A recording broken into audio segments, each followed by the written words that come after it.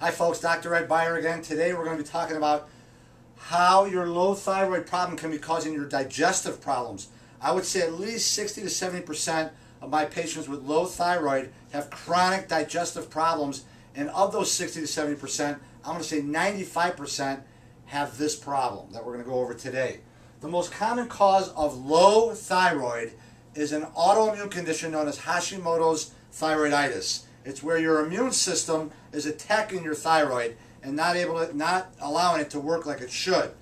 And many of you have it and don't know you have it because your doctor hasn't run the antibody test to figure it out. Some of you do have it and aren't being really managed properly.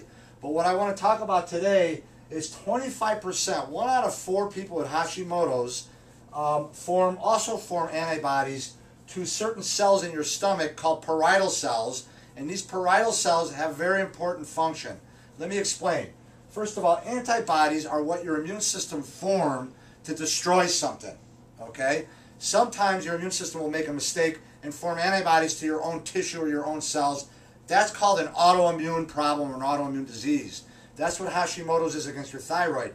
But when you have an autoimmune condition against one tissue site, let me tell you, your whole body's on the menu. Okay, it can form antibodies to multiple different tissue sites. And in Hashimoto's, 25% form antibodies and start to destroy these very important cells in your stomach. These parietal cells in your stomach make stomach acids. Many of you think you got too much stomach acid. No, you have too little stomach acid because of this possibly. And now your food sits there too long because it's not getting broken down, and the acids you do have get pushed up. So you have too much acid in your esophagus because you got too little down in your stomach.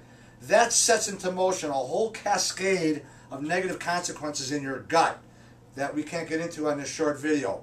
But let me tell you, when you don't produce enough stomach acids, you're going to have serious digestive problems and nutritional deficiencies. The other thing, these parietal cells form a very important protein called intrinsic factor. And intrinsic factor is something that you need in order to absorb your B12. And B12 is used in over 250 different processes in the body. So I'm Dr. Ed Beyer. I hope that helps. We'll talk to you next week.